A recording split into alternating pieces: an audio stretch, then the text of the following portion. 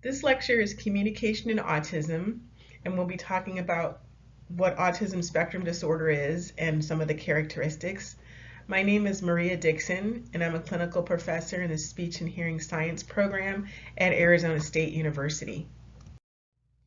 There is no doubt that you have heard quite a few things about autism spectrum disorder. Autism spectrum disorder has been featured in many shows on TV, in movies, and on stage. Each one of these depictions of autism is showing a slightly different variation, and we'll talk about why that is when we get later on into the course. So some of these are just some examples of where you may have seen autism on TV, such as in The Big Bang Theory or the show The Good Doctor, and then also on movies, like the Temple Grandin movie, and then on stage as well. Here are some facts about autism spectrum disorders from the Centers for Disease Control and Prevention. So as of now, the prevalence of autism is 1 in 59. So 1 in 59 children are diagnosed with autism, which is a pretty steep increase since figures came out previously, where it's gone down from 1 in 68 to 1 in 59. Autism spectrum disorder affects all racial, ethnic, and socioeconomic groups. So there's not one specific group where autism affects more than another. However, autism is 4 times more common in boys than in girls. And we do know that it has a co-occurrence with other disorders, which we'll talk about a little bit later. And something of note is that almost half of individuals with autism have average or above average intelligence.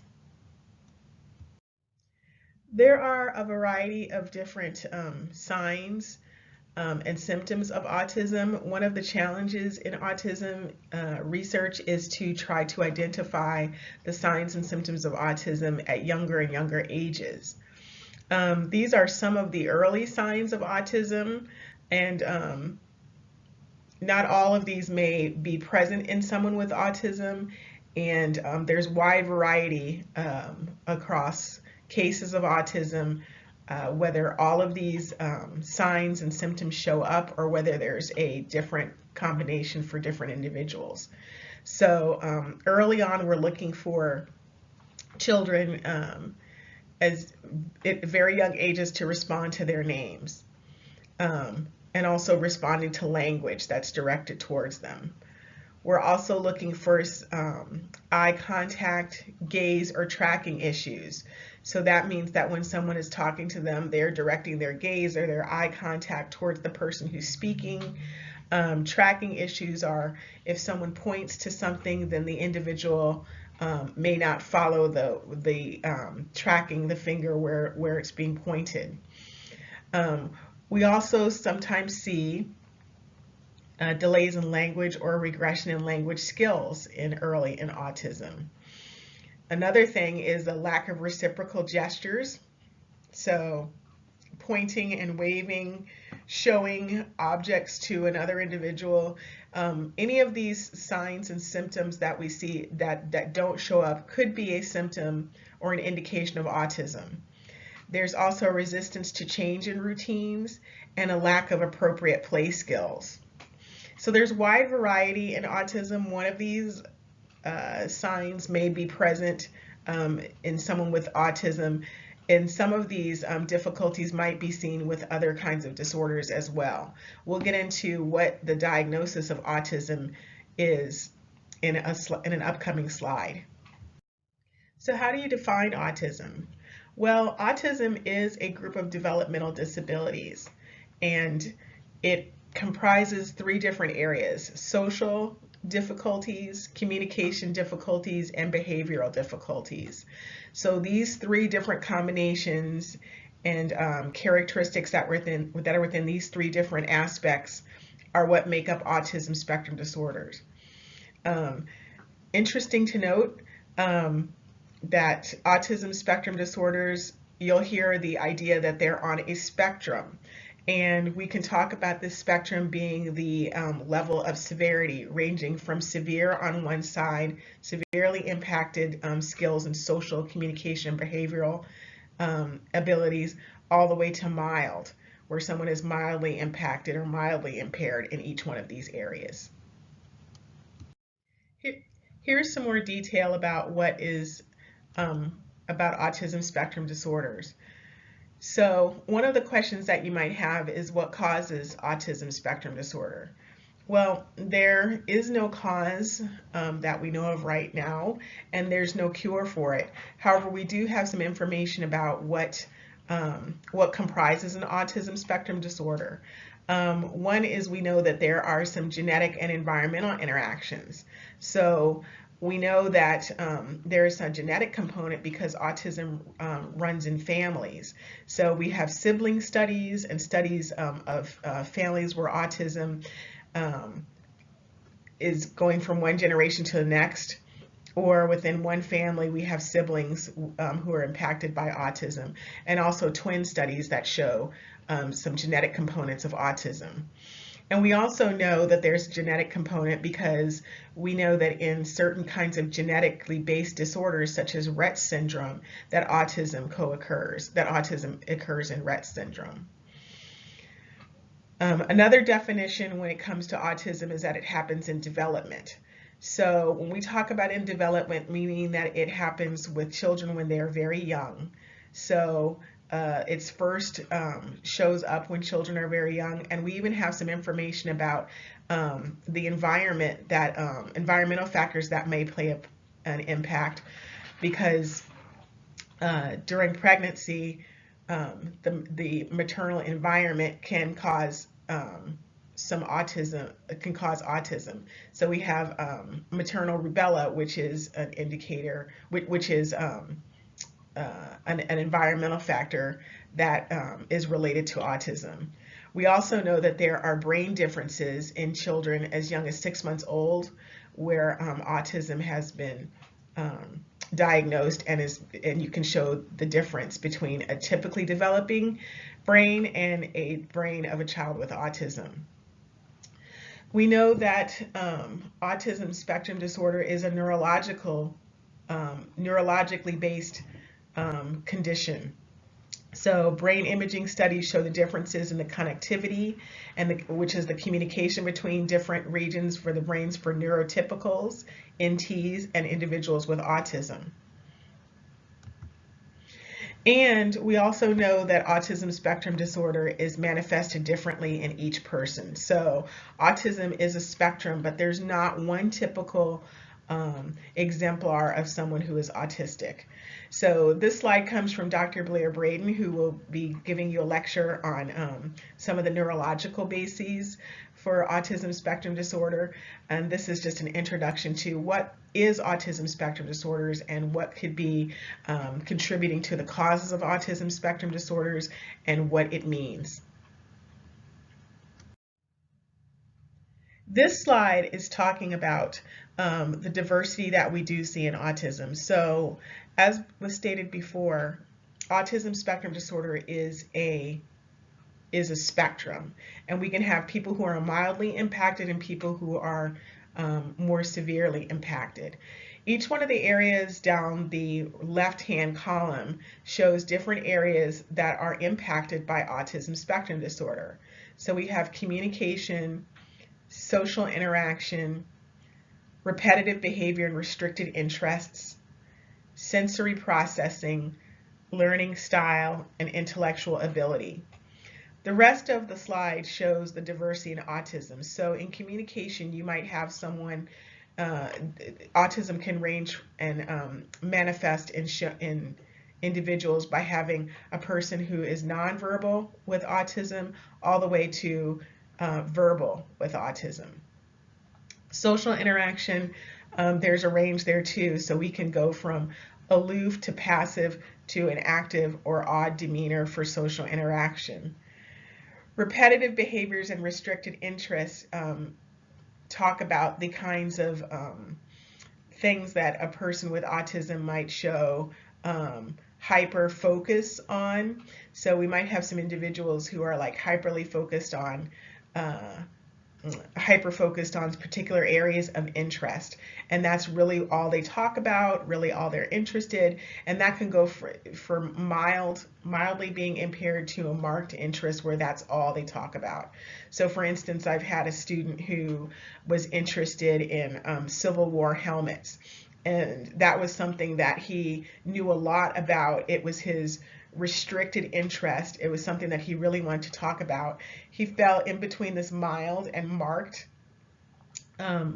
spectrum, someplace in the middle, where he would lots of times try to drive conversations back to his areas of interest.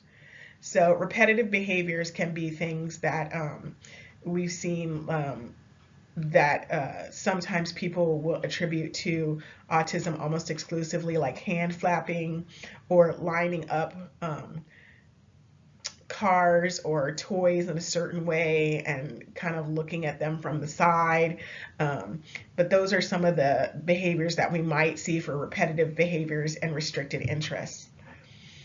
Sensory processing is processing how information is received through the body, so through any of the senses.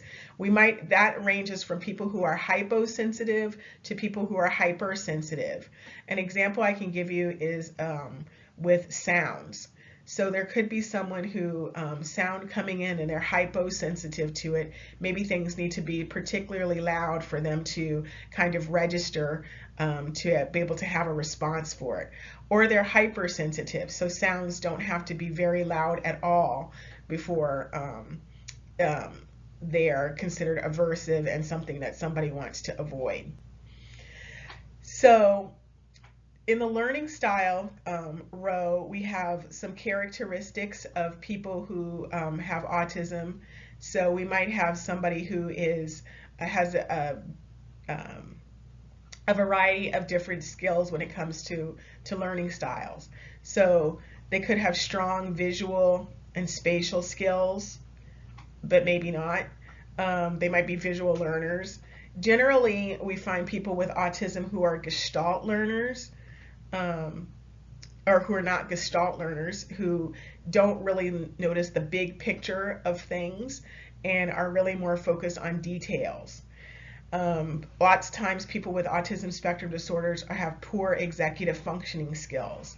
So they have a hard time organizing themselves in time. So they might have a hard time planning tasks that they need to accomplish, and may be really focused on the detail rather than the big picture of what it is they need to do. And for intellectual ability, that ranges for autism spectrum disorders. We can have some people who are severely impaired intellectually, all the way to average and above average in intellectual ability. So the whole idea about this chart is that there is a very wide range in the skills and the abilities of people with autism. So there's a saying out there that if you've met one person with autism, you've met one person with autism. And this gives you an idea of why that is, because there's quite a big variety. How is autism diagnosed? Professionals use guidelines from the DSM, which is the Diagnostic and Statistical Manual, which is in its 5th edition. And what this manual does is it delineates the characteristics of disorders, including autism spectrum disorders, and defines what are the characteristics that need to be present for someone to be diagnosed with autism spectrum. So in autism spectrum disorder is a term that refers to the 3 bullet points underneath here, where we see someone who has deficits in social communication and social interaction. They have repetitive patterns of behaviors, interests, or activities. And 3, which cause significant impairments in daily functioning. And that's an important part. So a person with autism spectrum disorder needs to have all 3 of these characteristics present. Just one would not lead to a diagnosis of autism spectrum disorder.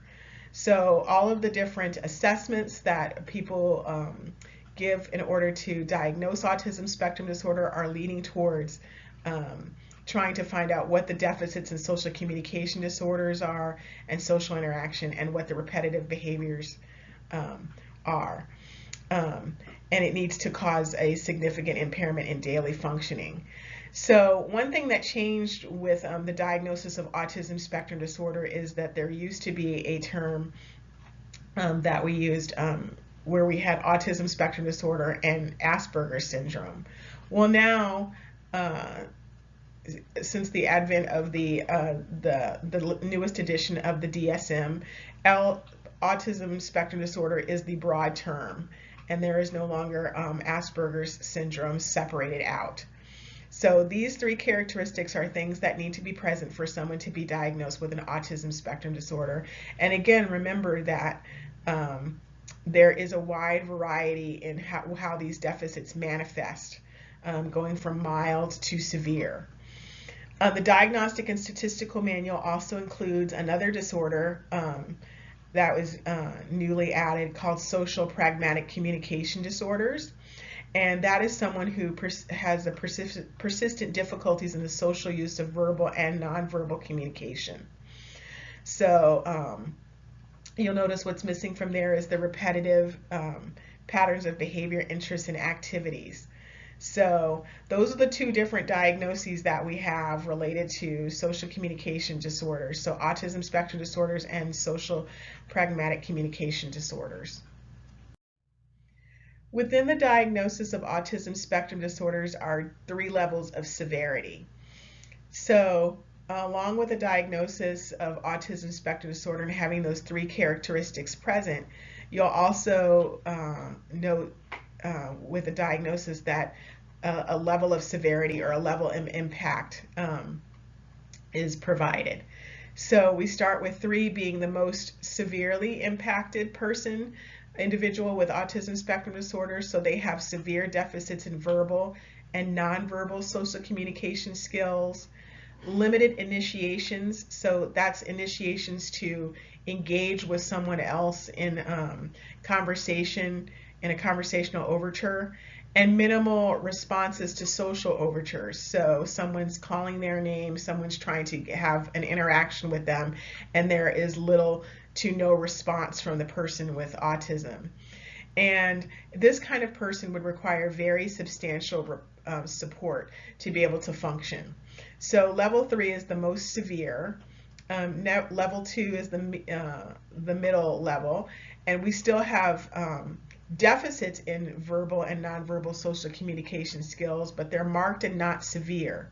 The impairments are evident with supports in place. So you can still see, even given some support, that these difficulties with verbal and nonverbal social communication skills are still present.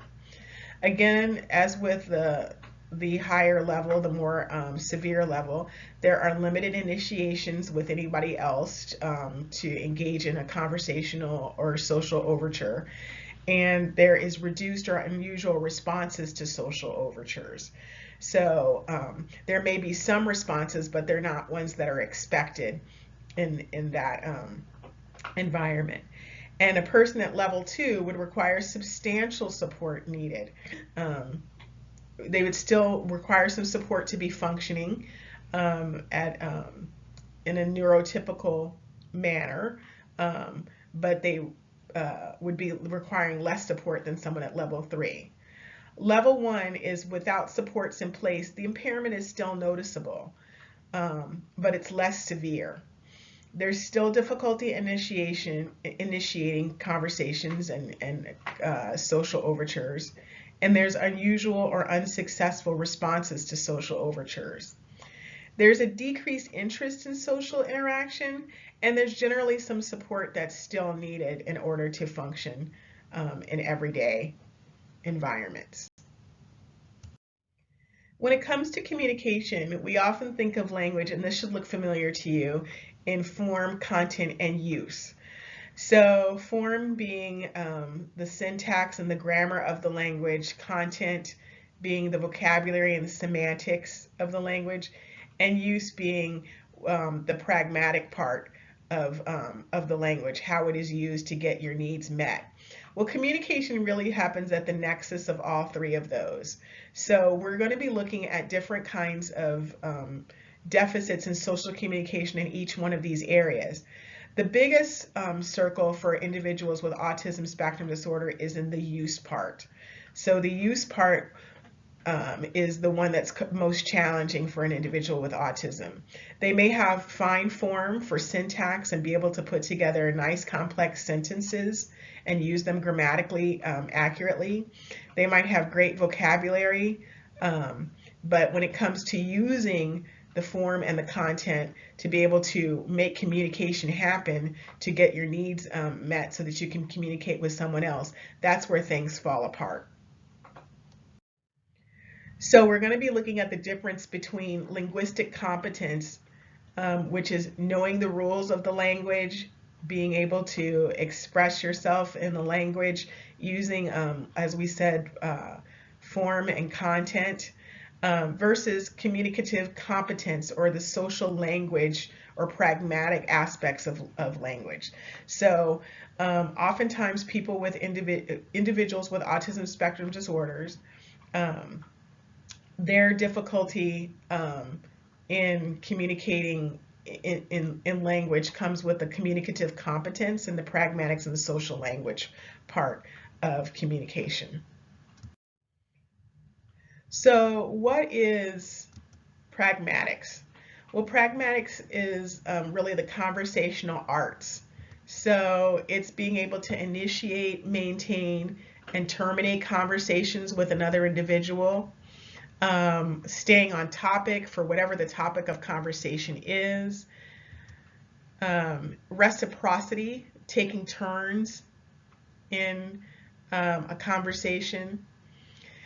Pragmatics also is understanding the nonverbals of communication and gestures. So being able to read facial expressions and read and understand, being able to recognize and understand and interpret facial expressions as well as body language and vocal inflection. All of these are nonverbal aspects of communication. There's a lot of content and a lot of messages that are carried through in these nonverbal aspects of communication that are not verbally stated. So as the pictures on the right are showing you, you can tell what some of the feelings are, what what these kids are trying to communicate to another person based on what their facial expression is. However, individuals with autism spectrum disorders have a hard time interpreting what those different expressions mean, as well as body language. So being able to read and recognize that when someone is talking to you, they need to be, that they are facing you, that you're standing a certain distance apart. And also for your vocal inflection, being able to understand that when someone raises their voice, what does that mean? Is there any, what emotion might be trying to be imparted during, with a loud voice or a soft voice or a raising pitch or things like that. Another aspect of pragmatics is proxemics. Proxemics refers to spatial distancing between people. So in the box right next to the word proxemics, you can have how far does someone stand to you? So we might have somebody who's a close talker and somebody then gives some body language that means that the person is standing too close. Well, a person with autism might have a hard time being able to understand the body language, which means that you're too close. And person with autism might have a hard time determining how close to stand next to someone else, how far away to stand, and things like that. Other things are the subtleties of language. So these are the understood cultural conversational rules. So for instance, if I came in and I had a new hairstyle that you hadn't seen me in before, and I asked you, how do you like my new haircut? The answer usually is going to be, or the expected answer is going to be that we like it, because I got my haircut and we're thinking about what the other person might be feeling rather than what I'm feeling. So there's that understanding of the subtleties about the cultural conversations and being able to know what the expectations are for how we are interacting with another person and what their expectations are for answering a question about another person.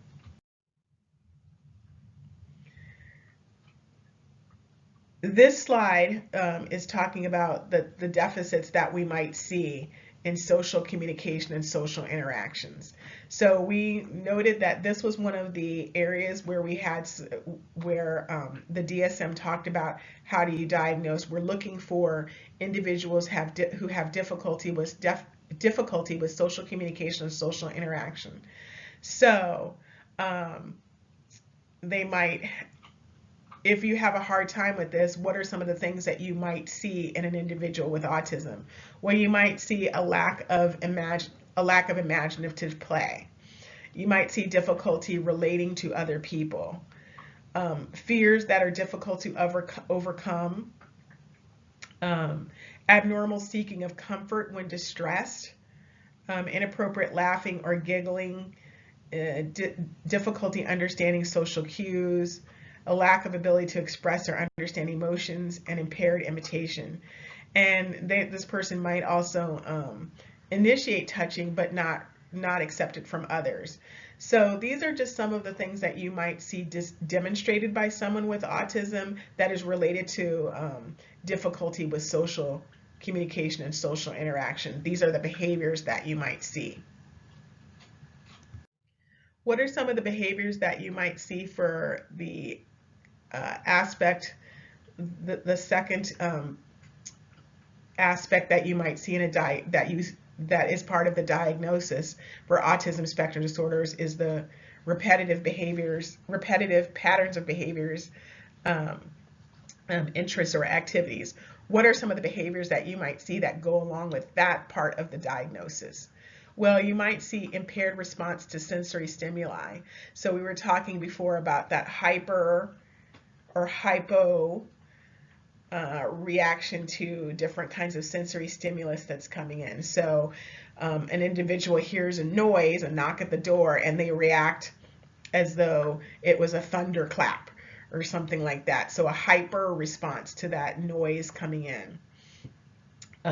Or an under responsiveness, like a hypo response, by not registering different kinds of stimuli coming in. So maybe you might see somebody who bumps into other objects because they aren't getting that sensory stimuli in the same way that neurotypicals do when they bump into something. They're hypo-reactive to it. So some other behavioral implications, some things that you might see that are related to repetitive behaviors, patterns of behaviors, is being resistant to change and routine, lack of fear or danger, inappropriate attachment to objects. So maybe having like a, not just a favorite toy or object, but it could be some object that's not even a toy, but something that the individual has to have around in order to regulate their behavior to make them feel safe. Repetitive movements, so hand clapping, hand flapping, things like that. Exploring the environment through different sensory inputs such as licking, smelling, touching, staring at objects or patterns, or maybe making objects and patterns, such a classic example of the little boy lining up his cars and maybe doing that in the same way every time they play with a toy. And enjoying rocking, swinging, or jumping. You can look at a lot of these behaviors and think that some of these behaviors are things that even you might see neurotypical people demonstrating some of these behaviors. But the key to the diagnosis that we talked about before is that it has to cause an impairment in everyday functioning. So enjoys rocking, swinging, and jumping. Most kids enjoy that kind of thing. However, if it is impairing their ability to do other things that they need to do during the day, schoolwork, interacting with other peers, then that's where it becomes a cause of concern and lends that behavior to towards a diagnosis of autism spectrum disorder. There are some aspects in the form and the content part of communication that individuals with autism have difficulty with. And one of the specific challenges that individuals with autism spectrum disorders often have is the concept of deixis, or deictic terms such as I, you, now, this, and it. Deixis refers to terms that change depending on the relationship of who is talking, or the relationship of where people are when they are talking. So you might see some examples of, there's an example on the bottom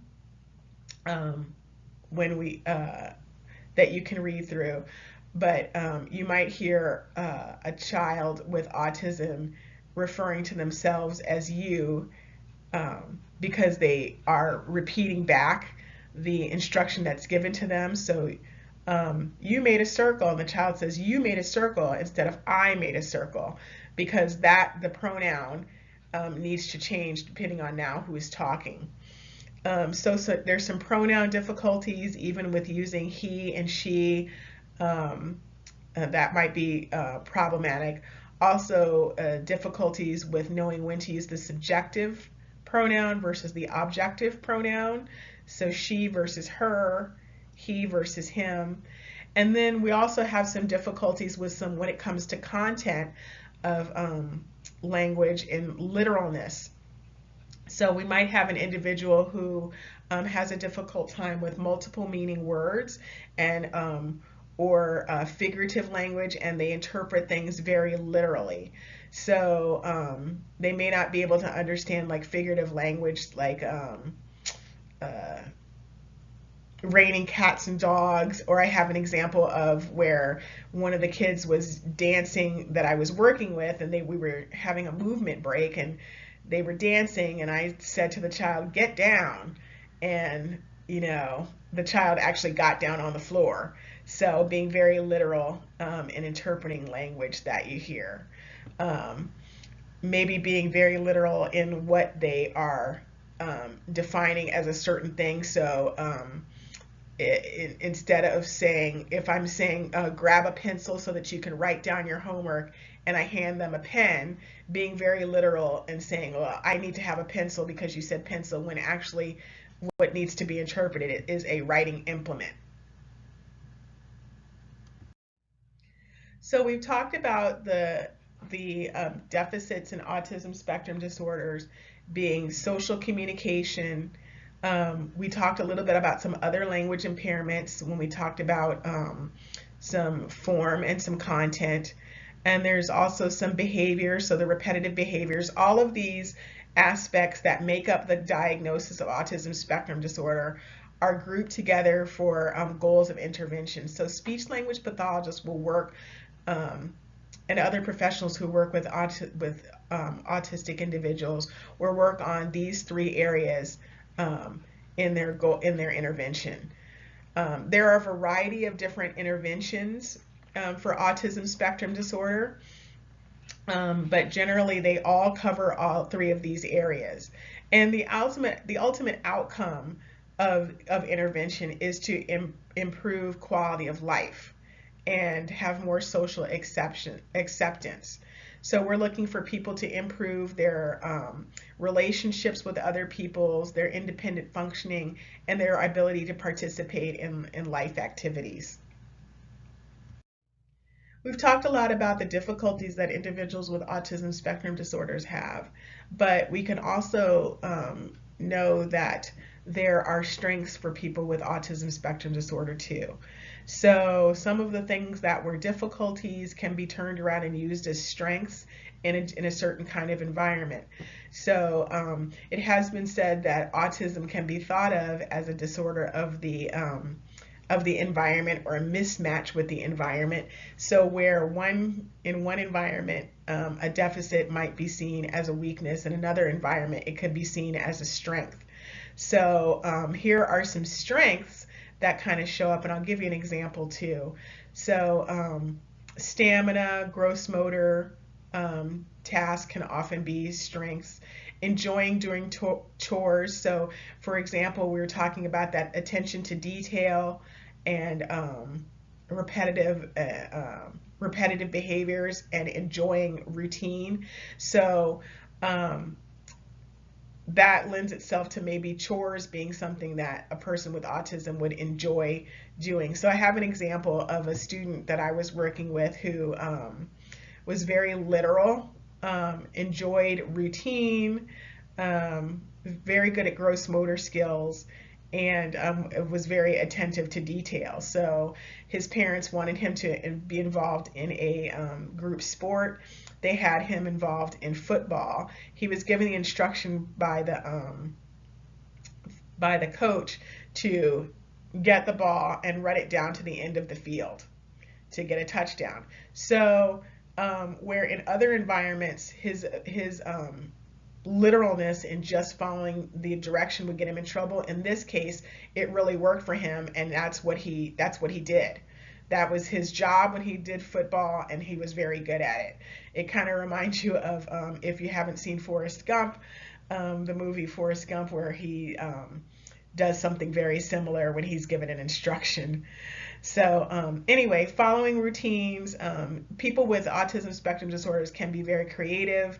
They can have intense focus on certain things, so that makes perhaps like doing certain jobs be very good for certain jobs that require intense focus might be a good match for someone with autism spectrum disorders. Good long-term memories, honesty, sticking to a routine, performing a task accurately when the task is learned.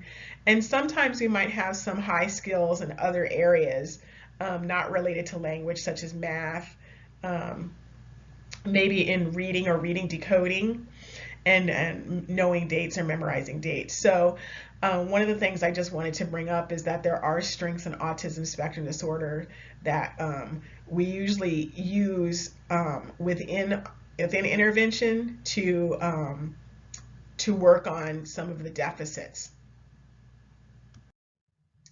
Autism spectrum disorder is a developmental disorder which is diagnosed in childhood. But we have to remember that children with autism become adults with autism. So into adulthood, we are also looking for intervention when it comes to employment, independent living, and dealing with social isolation. So a lot of times intervention is centered around these areas for adulthood. As children are transitioning into adulthood, lots of times goals are made towards dealing with finding the right kind of employment based on some of the deficits that we talked about and some of the strengths, determining whether this person is going to be a candidate for independent living or what kind of living environment they'll be in, and also dealing with any kind of social isolation for making friendships. All of these areas are not just worked at once an individual becomes an adult, but they are being geared up towards an intervention to with younger children too. But the important thing to remember is that autism doesn't go away once a child becomes an adult.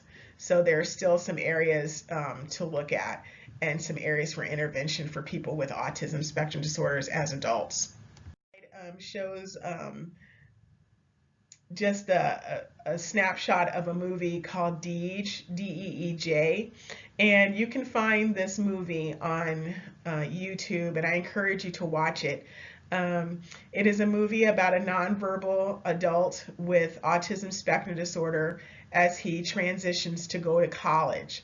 It's a very interesting movie to watch, so I encourage you to watch this movie and get an idea of an adult with autism and what some of the strengths and challenges are for an adult with autism. I'm just going to end the slideshow and this lecture with the whole idea that autism comes with a variety of skills. I'd like to state once again that that there is a wide range of individuals with autism spectrum disorders, and there's a wide range of capabilities, wide range of deficits too. So once you've met one person with autism, you've met one person with autism. And it's good to think of autism in this way, as always unique, totally interesting, and sometimes mysterious. There's lots of research that's going on in the world of autism right now, especially when it comes to adults with autism. So keep your eyes and ears open for what's happening in the world with autism. And this has been an introduction to autism spectrum disorders and to communication in autism spectrum disorders. Thank you very much for having me, and I hope that you learned a lot.